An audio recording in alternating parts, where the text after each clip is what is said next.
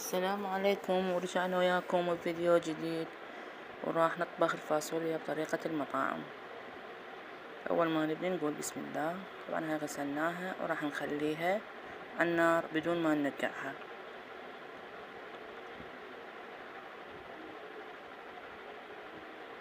وهنا بدينا نغسل التمن، راح نطبخ تمن وياها.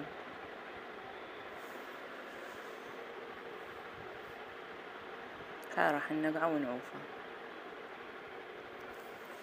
طبعا هنا بدأت تفور، راح نخلي اللحم وياها حتى ياخذ صدمة.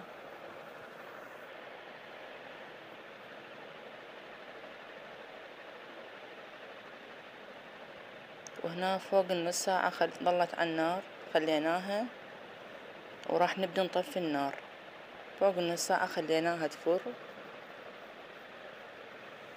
وراح نطفيها ونعوفها شوية تهدأ. هاي الطريقة تخلي الفاصوليا تستوي بدون ما تنمرد، تبقى الحباية بحبايتها وتحافظ على شكلها.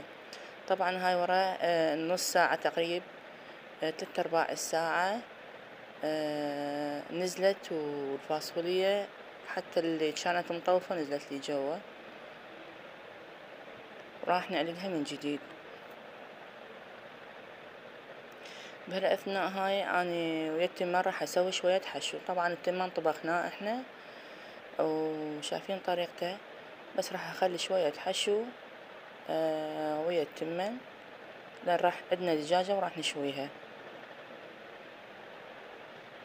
مجرد شوية يعني حشو عادي.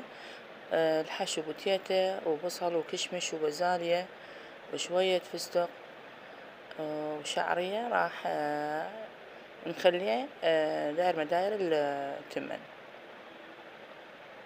طبعا هنا الطاوة صغيرة وبدلتها حتى أضيف الحشو وياها.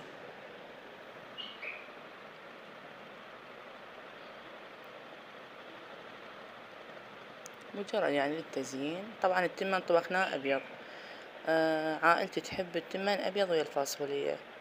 طبعا ضفت بهارات البرياني والهيل، واللي ما عنده يضيف الدارسين والهيل والفلفل الأسود وشوية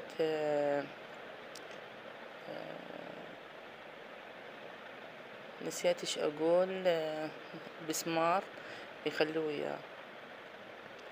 هنا بديت احمس البصل حتى اطبخ الفاصوليا.